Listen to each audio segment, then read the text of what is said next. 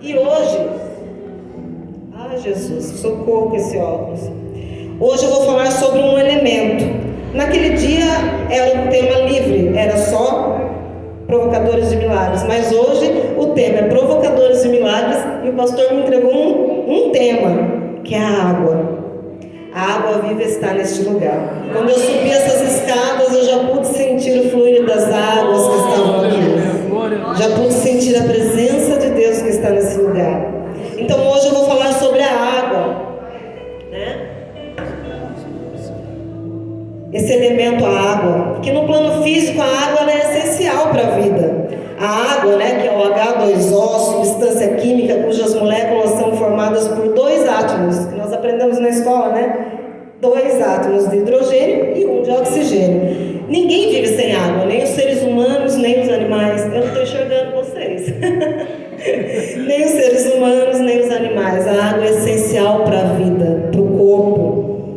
Mas no plano espiritual, a água também é um símbolo de purificação, de renovação, de transformação e de tantas outras coisas. Nós batizamos, nós cristãos evangélicos batizamos com água. Então a água ela tem um simbolismo muito grande para nós. A água ela faz parte do nosso contexto religioso. Em Gênesis 1:2 vai nos dizer assim, que toda a criação do mundo começou com a água. A terra estava sem forma e vazia, e havia trevas sobre a face do abismo. E o Espírito de Deus se movia sobre a face das águas. Olha que tremendo, né? Então a água ela é um elemento muito importante. Nós temos tantos exemplos na Bíblia falando sobre a água. João 5:1-9 vai falar sobre o tanque de Betesda, que fala sobre as águas que curavam. Mateus 14:22, Marcos 6:45, João 6:16. Jesus ele anda sobre as águas. Então a água ela é muito citada durante todas as passagens na Bíblia. João 4:10, a mulher samaritana, um louvor maravilhoso que nós ouvimos aqui, fala sobre as águas. Mas hoje eu quero falar com vocês de uma água que traz alegria. Amém? Essa água, ela está lá no livro de João. Agora eu gostaria de pedir a vocês que se colocassem em pé em reverência à palavra. João capítulo 2.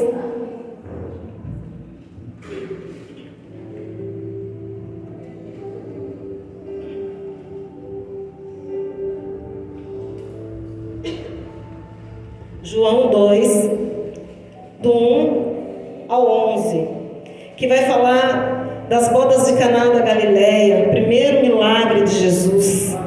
Amém? Todos acharam? Vai dizendo amém aí que eu vou beber uma aguinha aqui.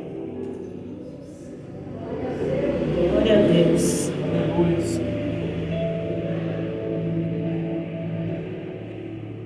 Diz assim a palavra: E ao terceiro dia fizeram-se umas bodas em Caná da Galileia. E estava ali a mãe de Jesus. E foi também convidado Jesus e os seus discípulos para as bodas.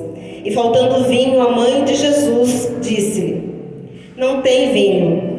Disse Jesus: Mulher, que tenho eu contigo? Ainda não é chegada a minha hora.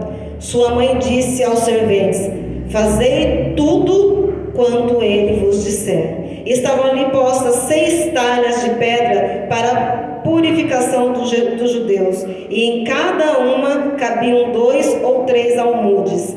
Disse-lhe Jesus: Enchei d'água essas talhas, e encheram-nas até em cima. E disse-lhe: Tirai agora e levai ao mestre-sala. E levaram. E logo que o mestre-sala provou a água feita vinho, não sabendo de onde viera, se bem que sabiam os serventes que tinham tirado a água, chamou o mestre-sala ao esposo e disse-lhe: Todo homem põe o primeiro vinho bom, e quando já tem bebido bem, então o inferior,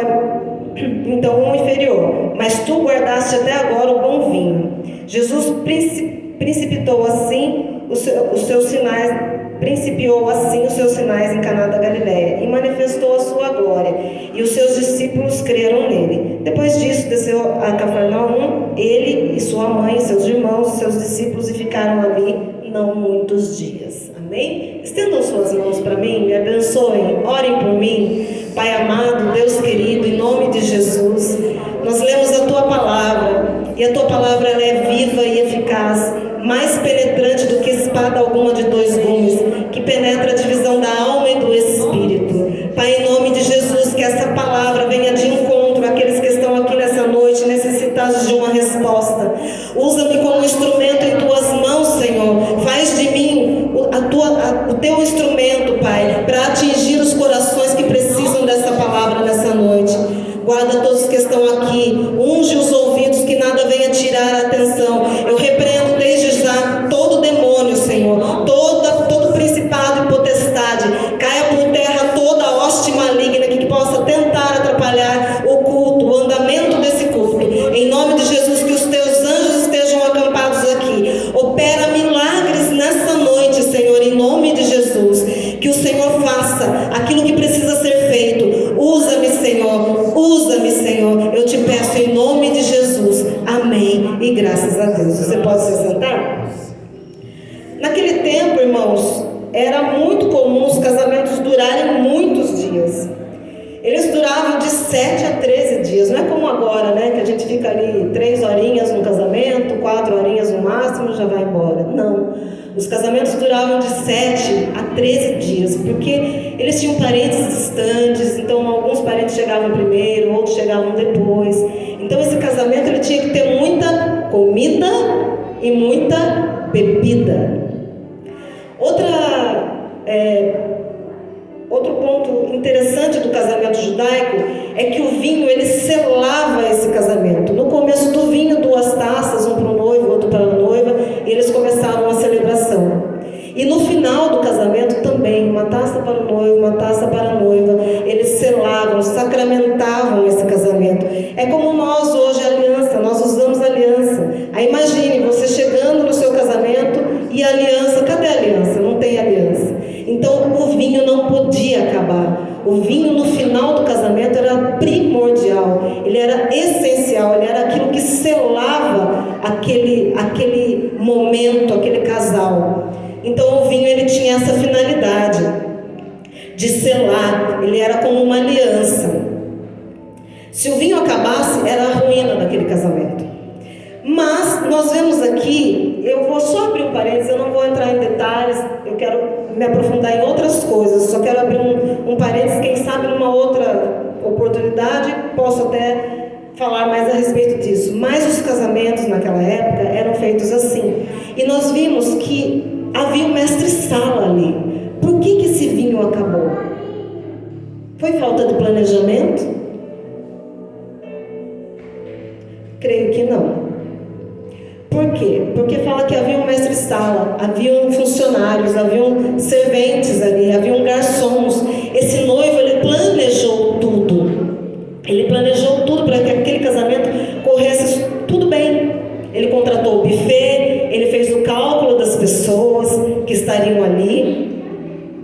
Mas esse vinho acabou. Algumas pessoas dizem que talvez foi uma falta de planejamento. Mas eu prefiro acreditar que não, pelo que a história na Bíblia nos conta, que havia um mestre-sala, que haviam garçons, que haviam pessoas ali. Naquele tempo, quando se fazia um casamento, a casa era aberta. Então os convidados chegavam e as portas ficavam abertas. E todos que chegavam iam entrando. E ali entravam também alguns penetras. Como em todo casamento entra, não é, pastor? No meu tinha. No seu tinha? No meu tinha. No meu tinha. Sempre tem. Uma festa sempre tem penetras. Então alguns historiadores, alguns estudiosos falam que naquela época era assim. As portas eram abertas e que algumas pessoas entravam. Talvez esse tenha sido o motivo desse vinho ter acabado. Porque eram pessoas que não eram convidadas. Quantas vezes na nossa vida a gente não convida as pessoas, mas elas entram na nossa vida para tentar destruir, tentar fazer algo para acabar com a nossa festa. E essas pessoas estavam ali, penetras. Essas pessoas, alguns historiadores dizem que ficavam encostadas na parede, enquanto os que eram convidados estavam à mesa, sentados, comendo, bebendo, se divertindo, dançando, esses ficavam encostados. Mas em algum momento eles iam lá e bebiam do vinho, Muitas vezes acontece isso na nossa vida. A gente não dá autorização, mas às vezes algumas pessoas entram na nossa vida por algum descuido e elas querem fazer um estrago, querem acabar com a festa. Mas glória a Deus que Jesus estava naquela festa. Nós temos que convidar Jesus para a nossa festa, para o nosso casamento, todos os dias. Amém? Amém. Aí nós vemos aí, então, poderia ter sido uma falta de planejamento, mas eu prefiro ficar com a segunda alternativa, que foram essas pessoas que entraram para tentar estragar essa festa. E por isso esse vinho acabou. E nós vemos aqui no começo, eu tenho que ficar atenta com o horário, né, pastor? Eu falo um pouco demais. Nós vemos aqui no começo, no versículo 3, e faltando o vinho, a mãe de Jesus lhe disse: não tem vinho. Essa mulher, a irmã Maria, estava atenta. Ela estava atenta com o que estava acontecendo, porque todos estavam ali se divertindo, bebendo, comendo e não estavam prestando atenção. Talvez nem o noivo e nem a noiva estavam prestando atenção que o vinho havia acabado. Mas Maria, a nossa querida irmã Maria, atenta, como a pastora Gi, presta atenção. Enquanto todo mundo está falando, a pastora Gi presta atenção. Ela é quietinha, ela não fala, ela é mansa, suave, mas ela presta atenção. Maria prestou atenção, uma mulher atenta ao que estava acontecendo naquele momento. Todos celebravam, dançavam e cantavam, mas Maria estava atenta. Versículo 4 diz assim: disse-lhe Jesus: mulher, que tenho eu contigo? Ainda não é chegada a minha hora. Jesus disse para a mãe dele. E quantas vezes nós lemos isso e pensamos, né? Nossa, mas Jesus foi meio rude com a mãe dele, né? Mas se você for ver no decorrer desse livro de João, do capítulo 2 ao versículo 12, Jesus repete essa frase várias vezes: ainda não é chegada a minha hora. O que leva-nos a crer que ele não estava se referindo àquele momento, que ele não queria fazer aquele milagre, mas o que nos leva a crer que ele estava se referindo à crucificação. Então aqui ele fala: ainda não é chegada a minha hora. E Maria, no versículo 5, ela diz assim: sua mãe disse aos serventes: fazei tudo quanto ele vos disser. Essa mulher, ela rompeu uma barreira. Talvez realmente não fosse o momento de fazer um milagre, mas ela rompeu uma barreira, porque essa mulher, ela tinha uma conexão com o céu, e o céu estava na frente dela, e o céu era Jesus. Essa conexão não pode faltar na nossa vida. Nós temos que ter essa conexão com o céu. O céu está na nossa frente todos os dias. Jesus está na nossa frente todos os dias. Talvez estão dizendo para você: ainda não é tempo, ainda não é tempo, ainda não é tempo. Você tem que romper a barreira e falar com quem pode resolver o seu problema, que é Jesus. Ele é o céu aberto diante de você. Maria sabia disso, ela tinha conexão com o céu, e ela começou a dar ordem aos serventes. Ela começou a dar ordem: fazer tudo o que ele mandar. Ela nem sabia se ia acontecer algo, mas ela sabia que ele ia fazer. Ela deu ordem. Não importa como, mas ele vai fazer. Ele vai fazer. Não importa como, mas ele vai fazer na sua vida. Faça aquilo que tem que ser feito. Rompe as barreiras. Tenha conexão com os céus. Tenha essa fé que Maria tinha. Uma fé inabalável, crendo que ele vai fazer. Ainda não é o momento. Ainda não é o momento. Para os outros pode não ser, mas para Deus ele sabe o momento exato que você precisa. É o socorro presente na hora da angústia. É o socorro presente na hora da dor. Ele é o nosso socorro. As pessoas podem falar para você: ainda não é a hora. Quem sabe da hora é ele. E ele não vai fazer nada que você queira esbanjar. Ele vai atender a sua necessidade. A sua necessidade é aquilo que você precisa. E aquele casal, havia uma necessidade naquele momento, e aquele milagre foi feito porque havia uma urgência, uma necessidade, ou aquele casamento estaria arruinado.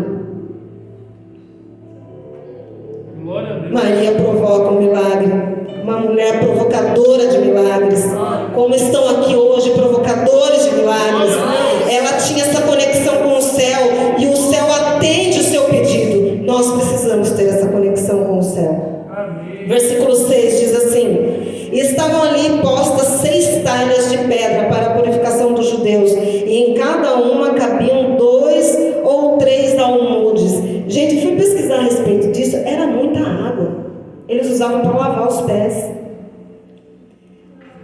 Essa quantia de água era mais ou menos 80 a 120 litros de água, que somando daria mais ou menos 600 litros de água. Agora você para e pensa, Jesus transformou 600 litros de água em vinho. Essa festa estava meio que no começo, eu acho. Ela ia ser arruinada mesmo se Jesus não estivesse ali. Convide Jesus para a sua festa. Encha as talhas de água. Encha a sua vida com o Espírito Santo. Encha a sua vida com o Espírito Santo. Encher com o Espírito Santo é Ele que enche. Mas permanecer cheio do Espírito Santo somos nós. Então permaneça cheio, cheio, cheio do Espírito Santo, para que o milagre aconteça na sua vida. Sem o Espírito Santo nós não podemos prosseguir. 600 litros de água. Chame Jesus para a sua festa, amém? Ele vai transformar toda a dor, toda a tristeza em alegria. O vinho, ele representa alegria. O vinho, ele representa alegria na Bíblia. Ele vai trazer de volta alegria para o seu casamento. Ele vai trazer de volta alegria para a sua vida financeira, para a sua vida conjugal, com os seus filhos, no seu emprego. Ele vai trazer de volta a alegria que foi roubada. Porque o inimigo das nossas almas, ele todos os dias tenta tirar a nossa alegria. Tenta tirar aquilo que Deus nos deu, porque tudo que nós temos foi Deus que nos deu. Nós estamos debaixo de uma autoridade divina. Eu consagro tudo na minha casa, tudo. Eu falo, Senhor, tudo aqui é teu, nada é meu, tudo é teu. E o inimigo não pode tocar naquilo que o Senhor me deu, porque está consagrado. Eu consagro os meus animais. Para quem não sabe, eu sou a louca dos gatos. Há 5 anos atrás eu não era, mas agora eu sou. Eu tenho 24 gatos. E eu amo demais meus gatos. E eu consagro eles ao Senhor. Consagre seus animais ao Senhor. Porque às vezes o inimigo não pode tocar em você, mas ele toca no seu animal, para que você se entristeça. Eu já vi muito isso. Já orei por animais. Já orei. E sabia, era claro, evidente que era uma ação maligna que estava agindo ali. Então a nossa vida, ela é consagrada ao Senhor. Eu consagro tudo na minha casa. O meu marido, que ainda não é convertido, eu consagro ele todos os dias. Eu consagro a minha casa, eu consagro os bens, tudo que o Senhor me deu, para que o inimigo não possa tocar. Mas o inimigo, ele insiste em tirar a nossa paz, em tirar a nossa alegria. Mas enquanto o noivo estiver na nossa festa, a alegria não vai sair da nossa vida. O vinho não vai faltar, não vai faltar o vinho. Encha-se da presença do Espírito Santo todos os dias. Fale com Deus a hora que você acordar, fale com Ele a hora que você deitar. Não deixe de falar com Ele. Os dias estão maus, cada dia a gente sente cada coisa terrível acontecendo. Até meu marido, que não é convertido, ele fala, meu Deus, as pessoas estão enlouquecendo, as pessoas estão com falta de Deus. Agora essa onda de bebê reborn, o que é isso, gente? Isso só pode ser falta de Deus. Isso é tudo para tirar a atenção de Deus. A pessoa não adota uma criança, é legalizado o aborto, mas a pessoa quer ter um boneco de plástico. Isso é muito maligno. Isso aí, o inimigo já entrou na vida dessa pessoa, na festa dessa pessoa, e já tirou a alegria dela, o vinho dela já acabou há muito tempo. Nós temos que vigiar, não deixar o inimigo entrar na nossa festa.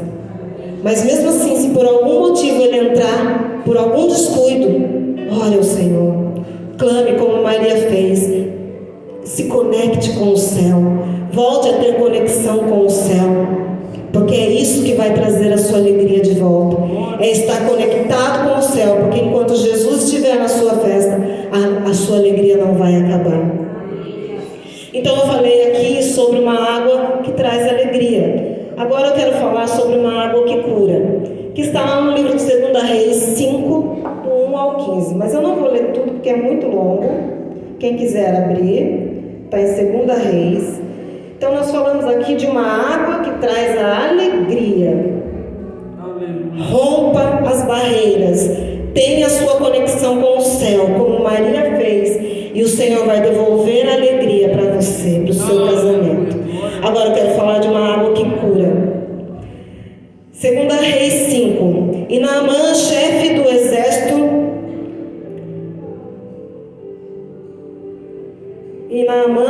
exército do rei da Síria, era um grande homem diante do seu senhor, e de muito respeito, porque por ele o Senhor dera livramento aos sírios. E era este varão homem valoroso, porém leproso. E saíram tropas da Síria e da terra de Israel, e levaram presa uma menina. Preste bem atenção nessa parte. E levaram presa uma menina que ficou ao serviço da mulher de Naamã. E disse esta a sua senhora: Oxalá. Oxalá aqui quer dizer quem dera, tá, irmãos? Não é o Oxalá do Oxalá. Quem dera que o meu Senhor estivesse diante do profeta. E que do profeta que está em Samaria, e ele restauraria a sua lepra. Aí no versículo 4, 5 vem falando que o rei foi levado cartas ao rei, e o rei ficou enfurecido e rasgou as suas vestes. E no versículo 8 diz assim: sucedeu, porém, que ouvindo Eliseu, homem de Deus, que o rei de Israel rasgara os seus vestidos, mandou dizer ao rei: por que rasgaste os teus vestidos? Deixai-o vir a mim, e saberá que há profeta em Israel. Veio, pois, Naamã com seus cavalos e com o seu carro, e parou à porta da casa de Eliseu. Então Eliseu lhe mandou um mensageiro, dizendo: vai e levanta-te 7 vezes no Jordão, e a tua carne te tornará e ficarás purificado.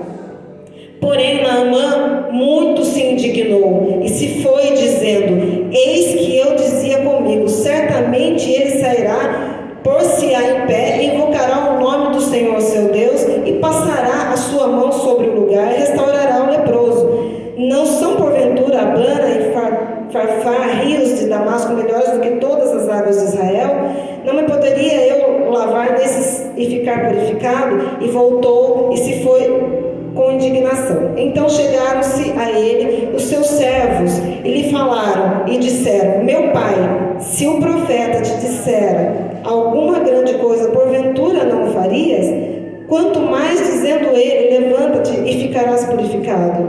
Então desceu e mergulhou no Jordão 7 vezes, conforme a palavra do homem de Deus, e sua carne tornou como a carne de um menino, e ficou purificado. Até aqui tá bom, eu não vou me estender mais, porque é uma passagem muito longa e todos já conhecem.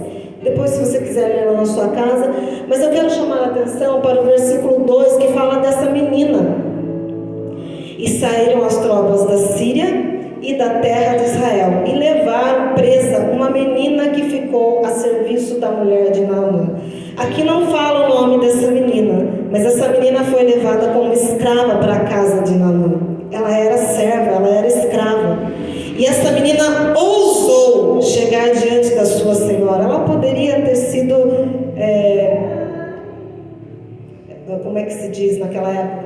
Açoitada. Ela poderia ter sofrido grandes consequências por chegar até a sua senhora com essa ousadia e dizer para ela que dissesse para o senhor dela, né, o Naamã, para que ele fosse até o profeta. Mas ela foi ousada. Essa menina, assim como Maria, ela tinha conexão com o céu. Essa menina, ela rompeu uma barreira, ela transpôs uma barreira, ela tinha um limite, ela era uma escrava, ela não podia chegar diante da sua senhora e falar algo, até porque eles não criam, eles criam em outros deuses pagãos. Mas essa menina, ela foi ousada, ela rompeu essa barreira, ela tinha essa conexão com o céu. A Bíblia nem cita o nome dessa menina, mas essa menina foi como Maria. E que nós sejamos como Maria e como essa menina escrava, ousados na presença de Deus. Quando nós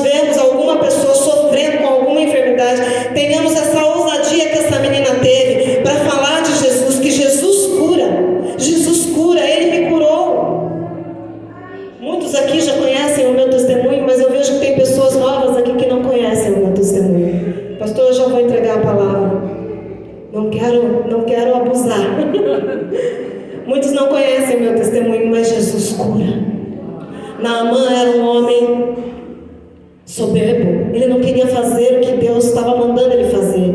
Ele não queria fazer. Aqui no versículo...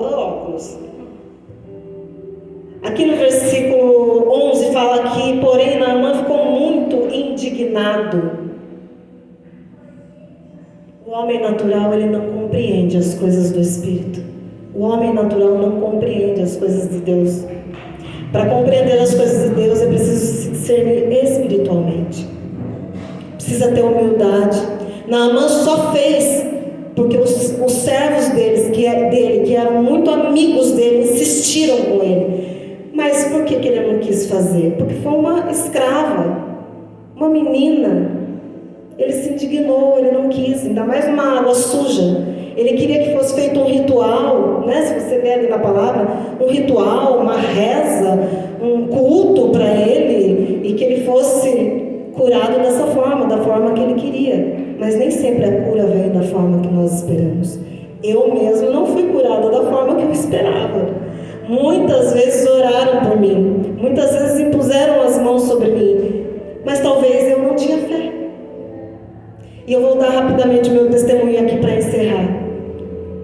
Eu, muito jovem, com 17 anos, comecei a ter uma dor intensa na bacia. Aquela dor travava minhas pernas, mas ela ia e voltava. Quando a gente é jovem, né, pastor? As coisas, né, são mais fáceis. Mas com o passar dos anos, essa dor foi piorando. E com 27 anos, já com 10 anos de dor, mas indo e voltando, parando. Com 27 anos, eu tive um quadro que se agravou muito e descobri, depois de passar em vários médicos, o médico falou para mim: Elaine, eu vou pedir esse exame para você. E se não aparecer nada, porque tratava como se fosse coluna, nervo ciático, se não aparecer nada, eu lavo minhas mãos. Eu tinha períodos que eu não andava. Meu pai fez uma bengala para mim. Eu andava de bengala. Todo mundo que já é mais velho aqui já conhece, tá careca de ouvir esse testemunho meu. Mas tem gente que ainda não conhece. Eu andava de bengala, eu precisava trabalhar. Então eu acabei me encostando no INSS, fiquei 3 anos encostada. Eu tinha uma cama que ela tinha um degrau, e para eu subir nessa cama eu subia engatinhando. Com 27 anos eu me sentia uma velha. Eu não conseguia mais andar. E esse era o diagnóstico. Eu não tenho mais o que fazer. Então eu fiz esse exame. Chama-se cintilografia óssea. Quando eu fiz esse exame, apareceu. Eu tinha um reumatismo na bacia, no osso sacroiliaco. Era uma dor que eu chorava dia e noite. Comecei o tratamento com cortisona, mas eu não queria ficar tomando cortisona, porque a gente sabe que enche. E os anos foram se passando. E eu estava afastada, porque eu já era convertida, mas eu estava afastada há 7 anos. E aí eu me vi num desespero. Foi aonde eu fui para a igreja quadrangular pela primeira vez. Eu me lembro que quando eu sentei, o pastor Claudio me pregando, eu chorei o culto inteiro. Mas eu chorava porque aquela palavra, ela enchia o meu coração. Eu estava com depressão e já não andava mais. Andava, às vezes, melhorava um pouco e andava de bengala. Chorei o culto inteiro e comecei a ir para a igreja. Deus começou um tratamento na minha vida, espiritual, emocional. Deus tratou as feridas. E o pastor orava por mim e eu continuava com aquela dor. Ora melhorava, ora não. Teve um dia, uma campanha, não me lembro qual, eu fui para a igreja e o pastor orou mais uma vez por mim. Mas naquele dia eu estava decidida a romper o céu. Eu estava decidida a sair com a minha cura. Eu me agarrei naquelas palavras que o pastor profetizou na minha vida com todas as forças que eu tinha, como eu nunca tinha feito antes. E eu falei para mim mesma: eu estou curada. E eu saí dali. E Deus falou no meu coração: continua profetizando com a sua boca que você está curada. Porque Satanás, ele vai tentar mentir para você. Ele vai dizer que você não está. E você vai ver o que ele vai fazer. Vai piorar muito essa dor. Dito e feito. Foi a pior semana da minha vida. Foi a pior semana. Aquela semana foi a semana que eu mais senti dor. Eu me arrastava, eu gemia, chorava dia e noite de tanta dor. Mas eu falava, eu estou curada. Eu estou curada. Eu estou curada. O Senhor me curou. Deus não é homem para que minta, nem filho do homem para que se arrependa. Eu estou curada. A palavra profética foi liberada sobre mim. Eu agarrei essa palavra e eu estou curada. A palavra do Senhor diz: sujeitai-vos, pois, a Deus, resisti ao diabo e ele fugirá de vós. Foi isso que eu fiz com Satanás. Eu resisti a ele, eu não resisti a Deus. Eu estava resistindo a Deus o tempo todo, e Satanás estava tendo autoridade sobre a minha vida. Mas quando eu entendi que eu precisava me sujeitar a Deus, resistir ao diabo e ele ia fugir de mim, foi o que aconteceu. Nunca mais eu usei aquela muleta. Nunca mais, para a honra e glória do Senhor Jesus. Nós precisamos ser humildes, não ser como Naamã, não ser soberbos. Temos que ter humildade. Se Deus mandar fazer, faça. Ah, mas parece loucura. A palavra de Deus é loucura para aqueles que não entendem. A palavra de Deus parece loucura. Nunca mais eu usei uma bengala na minha vida. Hoje eu faço academia. Eu só não ando mais de bike porque eu ando preguiçosa, mas eu andava de bike, cheguei a andar 42 quilômetros de bicicleta. Subi o morro do Sabuó com a bicicleta na costa. Eu corria, participei de uma corrida, cheguei em terceiro lugar. Para quem nem andava, se isso não for milagre, eu não sei o que é milagre, gente. Você pode glorificar a Deus por isso? Toda honra e toda glória sejam dadas a Ti, Senhor. Toda honra e toda glória para Ti, Jesus. Tu és o Rei dos Reis, Senhor dos Senhores, o Deus que cura. Seja ousado, ousada na presença de Deus. Eu vou terminar. Vou encerrar. Eu creio que Deus falou com você, porque eu pedi muito ao Senhor: usa-me como um instrumento em suas mãos, Senhor. Se não através da palavra, através do testemunho, mas de alguma forma fala aos corações naquele lugar. Existem pessoas naquele lugar precisando de uma palavra de cura, uma palavra de alegria, uma palavra de restauração.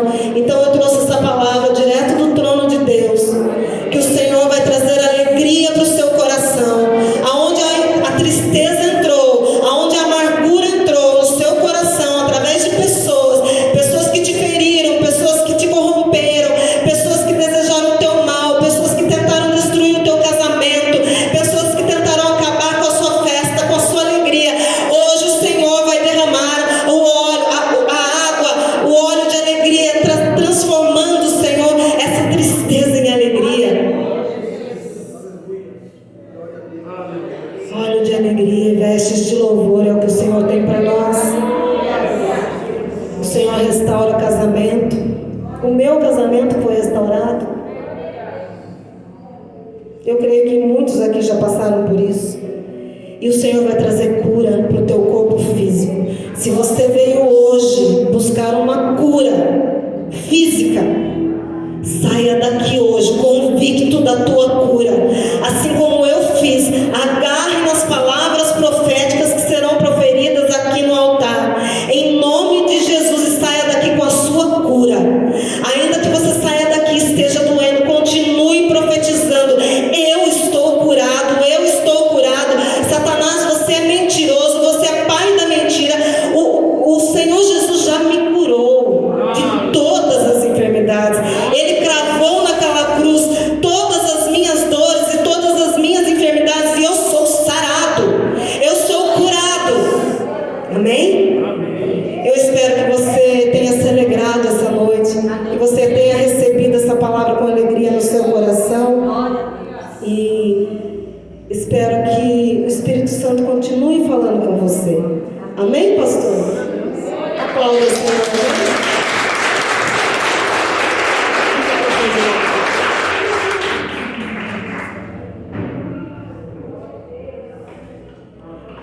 eu vou fazer uma palavra profética aqui, vou lançar sobre a vida de vocês. Então eu gostaria que vocês viessem aqui à frente, pegassem as suas águas, entendendo que a água é um elemento, apenas um elemento. O poder não está na água, assim como o poder não estava na pedra da semana passada. Mas Deus usa de elementos para operar a cura. Então, se você quiser ficar aqui na frente, pode ficar. Se alguém tiver sem água, eu vou pegar um copo lá. Se alguém tiver sem água, pode pegar um copo com água lá e vir aqui à frente. Pode pegar um copo com água, diaconisa, se quiser levar até a pessoa, um copo com água, por favor. Venham até aqui à frente, nós vamos orar. Eu vou fazer um ato profético. Creio que o Senhor vai operar grandes milagres. Amém, irmã? Não cabe nas mãos todas as garrafas, irmã? Carrega o que dá. Está transbordando. Põe uma aqui dentro da blusa. Deus vai operar o milagre. Amém? Pode ficar aqui, irmã. Põe a mão aqui em todas as garrafas assim. Todos com suas águas. Amém? Pegue o copo com água. Quem não pegou o copo com água, pegue o copo com água. Aleluia. Feche os seus olhos. Repita comigo, Senhor Jesus. Senhor Jesus. Hoje eu vim aqui. Hoje eu vim aqui para provocar o meu milagre. para provocar o meu milagre. Eu creio Eu creio que essa água que esta água é um elemento no qual o Senhor trará a alegria de volta na minha vida, na minha na minha casa, no meu casamento, na minha família, na minha no família, meu trabalho, em todas as áreas, onde a alegria foi roubada. O Senhor vai trazer alegria de volta. Toda perturbação, falta de planejamento, ou pessoas que entraram para estragar ou pessoas que entraram para estragar a